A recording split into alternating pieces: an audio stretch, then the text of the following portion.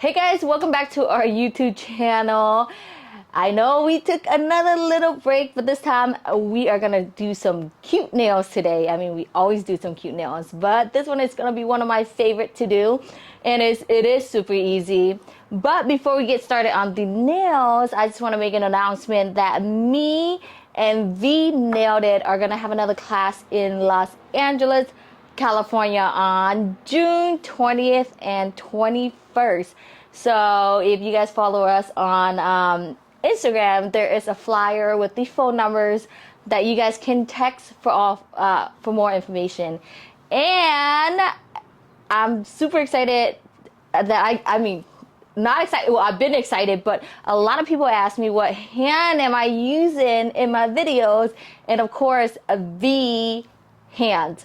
It actually looks like her real hand because me and V we teach classes together, and I really saw her natural hand, and it really looks like her hand. That's the crazy part. So if you guys love V, now you can have her hand as well. But before we get into anything else, I have another announcement. We are going to Orlando Premiere, and if you guys know about Orlando Premiere, it's one of the biggest hair and nails makeup trade show in Orlando, Florida, and that is coming up next week. So on the 5th and the 6th, 5th and 6th of June. So if you guys are attending, make sure you guys stop by our booth. I'm getting out of breath. I think it's the pregnancy is getting to me. It is really hot here in California right now. So I'm like talking and without trying to breathe so hard on camera. And I'm really trying. But if you guys are going to Orlando Premiere, make sure you guys stop by our booth, our Notpolish booth, to say hi. I'll be doing demo for 2 days out there. And if you guys can't find our booth, because I don't remember the exact number, the 229? 2229. And if you guys can't find the number, we will have a big hanging sign from above. So when you go in, you'll see Notpolish cute hanging sign. So if you guys are going to Orlando Premiere, make sure you guys stop by our booth. There's gonna be a lot of great deals on all the products. And if you have any question, or if you guys want to see me do like a live demo, make sure you guys stop by our booth. Okay, so I think that's it.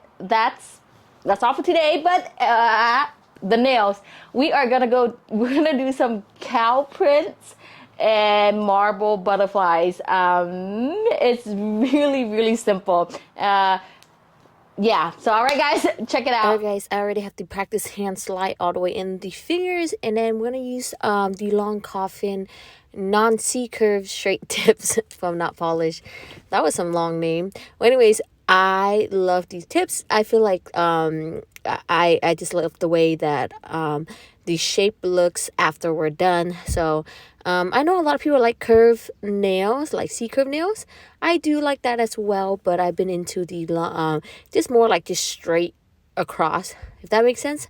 And of course, I always mention this, I always use the tip that's a little bit larger because I do taper square nails rather than coffin shape. So I always size up on my tip and just trim the edges to kind of match it up to the nail plate, and drop the little glue right there, and you press it in, glue right in the center, and you press it down and we spread it across. And then let's trim the nails. What I love about this hand is, do you notice how me lining up cuticle to cuticle, how easy that was? It feels more like a natural hand, you see? That's how you measure the length of the nails, make sure that's even, right? You line up cuticle to cuticles. And I'm only doing 2 fingers today because technically this design is only 2 different design on all 4 fingers. So I don't want to go all in doing the same thing, right? And this color is 102 from Notpolish. This is our infamous nudes. Our most popular nude is New Panther. It's actually perfect for ombre. If you do an ombre, especially neon colors, I tell people this all the time, neon colors, this new Panther will actually save your life. And a lot of people ask what brush I'm using. Is actually number 14. That's my favorite size. I do size up once in a while to number 16 when my number 14 brush is like getting dirty, so I do switch it out to a number 16. But I guess could say that my favorite is number 14. Yes, look, and then I'm just ombreing the nude all the way halfway down. Okay, so I always do 2 beads. So the first bead first, I'm gonna ombre it down. We're gonna keep it clear at the tip, so we're just gonna place it on there, and then I'm gonna pull right in the center of the bead like that. Because if you pull from the top of the bead down, you're gonna end up dragging too much product off the nails. So by pulling the center of the bead, and then you won't end up dragging too much product off the nails. I hope that makes sense. So place the bead on, push it inside the cuticles, close to the cuticle, and then center. You see that? I'm not pulling from all the way from the top of the bead, but more so like in the middle of the bead right there. You see? That's how I actually, that's how I do all my ombre. Even this ombre from nude to clear, or like ombre nude to like a color, I always pull from the center, because if you pull from all the way from the top, you end up taking too much product off. Okay, and then we're gonna use CC 10112. This is one of my favorite colors. This is Candy Coated Collection. So it might looks a little bit dark right now, but once this is done and dry, you see that it's like a sheer see-through. It reminds me of like, I wouldn't say like a brown, like, well, technically kind of like a brown, right? A caramel color, a caramel color. So it looks a little bit dark right now, but trust the process. It's gonna lighten up as it dries. Okay, and then I'm gonna pull it all the way down and cut it off at the tip of the nail, just like so. And you notice that I just switched my brush to aluminum handle, right? I was using a wood handle, and I'm switching to aluminum. The reason for the switch is there's no different in the brush. Is more so is because let me stop saying I have really bad allergies, so breathing and then being pregnant, and just breathing is kind of hard for me right now. So oh yeah, the switch for the brush. The reason why I switched from the wood handle to aluminum handle is because the wood handle brush was kind of dirty, and when you're working with a dirty brush, it's really hard to work with. How do I know when a brush is dirty? Is when I'm pulling my product off the nails, like towards the tip of the nail, just like this. The product will actually keep sticking to the brush instead of like letting it go. Like it just keeps it want to come up with the brush. So that's when I know I'm like, oh, the brush is too dirty. I had to switch it out, or else it's gonna mess up my application. So you see when your brush is dirty. If you can't tell, then when you look at the bristle, the hair of the brush, you can see like there's a shiny spot. That means there's like acrylic still stuck to it. So make sure we work with a clean brush and clean monomer as well. It's very important that our dampen dish has clean monomer, because you can't working with dirty monomer, it's just as hard. Okay, I know I mentioned this in my videos. I'm gonna just show you guys the side a little bit. That's usually how thick I will make the nails, right where the apex shouldn't be the whole way through the nails, right? It's just only where the nail plate, the stress point of the nail is at. Do we know where the stress point of the nail is at? I hope we do know, right? So if you take your natural finger and you kind of bend it at the tip where it actually bend on the nail plate, that's where the stress point would be at. Okay, that's how where you kind of determine where the stress point is at. Let's not go too much into details of the filing. I know we do this a lot already, and I mentioned in a lot of videos, but we'll go back and forth. Sometimes I'll get really into the details of my shaping and my filing. Sometimes I just focus more on the design. Sometimes I do focus on application.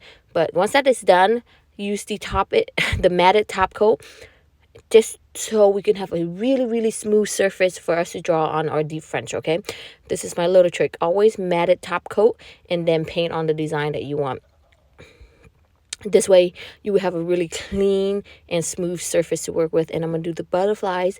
This butterfly is super easy. Look how easy this is, right? And you can see how clean my lines are. Is because the matte top coat actually fill in all this. Like if after you're done filing the nails and buffing, there are tiny little scratch on the nail surface. So it's like hairline, like even smaller than hairline that you can't see. So when you go to paint on the nail, sometimes the polish will deposit into these fine line, into these little fine lines, causing your line not to be super straight and clean. Okay, so that's the technique. That's the little trick that I like to do.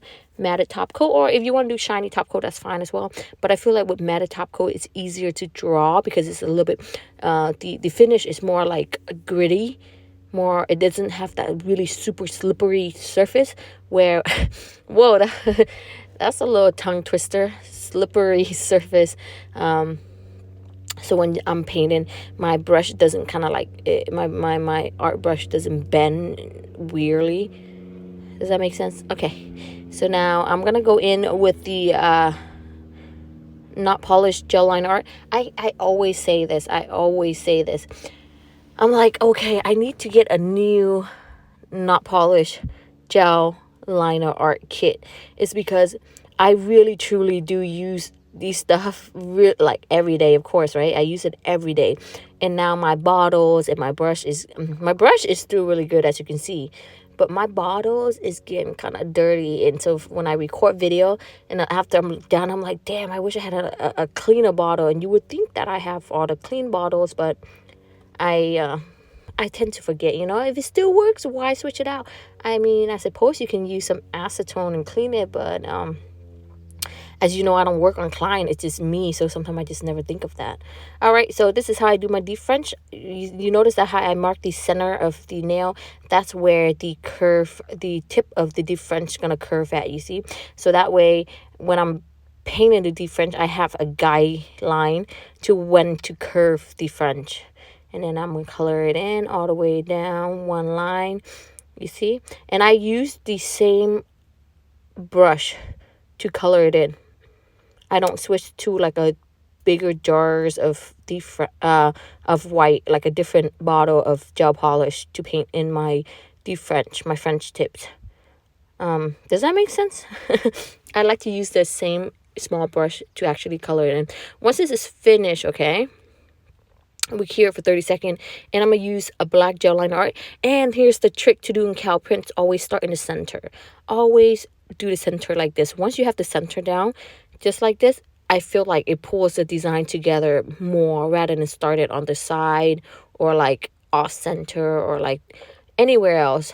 I like to start it right in the center, right in the middle of the deep French. So I feel like it gives it more like a realistic look. I don't know, it's just me, but I feel like it looks a little bit better doing it this way. Okay, so always start in the center and then work your way out. And with the cow prints, of course, we have smaller prints and we have bigger prints as well. So you make sure you don't have the same side prints, the same sizes. Make sure we break it off a little bit and different pattern. But you see how, make sure we have that little curve in the pattern as well. That looks cuter than just drawing on like just round dots. I feel like when you add the little curve to it, it gives it a little bit more of like, more dimension, more cuter. But look how cute this is. This is super easy, right, guys? This is super easy. And you can see like how cute that nude, that 102 in that candy coated collection look. Candy coated collection is really cute. You guys will love it. It's a sheer collection. It's like a jelly collection. I love it. I use it quite often as well. And I'm going to color it in. Look, all done. This is how fast that is. Here's a trick to doing the butterflies, the marble butterflies, okay? You have to go in with the matted top coat, okay? Matte top coat the butterflies. Because if you don't do the matte top coat, the marble ink won't grab onto the paint. Does that make sense? But trust me on this one, okay? Make sure you put on a matted top coat before you do your marble ink. And we're gonna put a matte top coat on this one as well. And I know a lot of people ask, I sometimes I forget to show the product in the video, but the matte top coat from Not Polish is a velvet finish, and it's a non-cleansing, and it stays matte. I hate a satin finish top coat, matte top coat. I mean, there are some people that like it, but for me personally, I like when a matte top coat is really velvet. So make sure we, of course, always clean the edges just a tad bit to make sure that the shapes stay nice. Now the matte top coat is on. I'm gonna use a marble ink. This is the Not Polished marble ink, and I'm gonna just put it, you can just drop it anywhere inside the butterflies, okay? Just drop it. And this is, marble ink is super easy to do. If I've done like I've done some marble nails recently, and I just tend to forget to use the marble ink, but it's super easy. So once this is on, okay, once this is on, we're gonna use some acetone. Remember, not alcohol, but acetone. We need that stronger stuff, okay? So what the acetone gonna do is, acetone is gonna melt this marble ink. It's gonna dilute it down and kind of bleed it out, and it will spread it across the butterfly, giving it more of a marble effect. So I'm using just like an old like 3D brush that I'm not using anymore, that is kind of, you know, a little mess up. That's what I use to do my to do this part right here. And you notice how I kept some part like with marble, you want to have that veins, right? That dark veins running through the marble to give it more like that realistic marble look. So we want some of that dark vein. In marble ink, it doesn't have to be perfect. You can spread it any way you want, right? There is no correct or wrong way of doing marble, as long as it looks cute. I'm laughing because as I was talking, the baby kicked me really hard. Not hard, but you know, the baby moved. By the way, guys, I am due in August 27th. I will have 2 babies under 2. Can you believe it? I don't know what I'm thinking. Okay, once this is done, don't put a top coat on or anything yet. We're gonna go in with our gel liner art and to do the outline. I guess I could have done this a little bit cuter, but you know, I'm just showing you guys the process. It's add some lines. I mean, it's still cute. There you go. We want it thicker up the tip, at the tip of the wing, okay? We want to make it a little bit thicker. You see how I thicken it up and it looks so cute, and the baby's still moving a lot. It's so cute. Okay. And then we're gonna pull it down. I don't know, because I'm pregnant, that's why my allergy is acting up, or it's just because the season. Are you guys having allergies where you guys at? I have terrible allergies. I don't know what's in the air. You know, I used to live in Arizona, and my allergy was so bad. I used to get sinus infection all the time. And then I moved to California and San Diego. The weather is so perfect here. And then my allergies kind of went away. And just recently, I think this year, I don't know if it's from the pregnancy or what, but since this year, my allergy is really bad. If I don't have my nasal spray, I literally can't even talk. I either can breathe and not talk, or talk and not breathe. I just can't do both. But the nasal spray really helps in that. Sometimes I'm waking up in the middle of the night like gasping for air, and I'm like, oh my god, I have to go look for my nasal spray. And the spray that I'm using is Zicam. I done some Google search, and it said it's safe for pregnant people. Hopefully it's safe. I always thought I should ask my doctor when I go in, but I always forget. But I did the little Google search, and it said it was safe. So hopefully it's safe, but it really helps me, the Zicam nasal spray. And once this is done, look how cute. I didn't put a top coat on the butterfly yet, and I just went in and draw my and trace the butterflies with the black gel liner art. And for anyone that's starting out newer at the nail art, maybe you do want to put on the top coat before you trace the butterfly. The problem is, because say if I'm newer, right? I'm not like, you know, I'm still fresh with the design. What if I didn't put a top coat on the butterfly? I go in and I trace the butterfly, and now guess what? I mess up on my outline of the butterfly. So when you mess up, you have to wipe it off, right? So if there is no top coat on top of the butterfly, you wipe it off, it gets ruined. So make sure you do that, okay? And this is the finished look. How cute.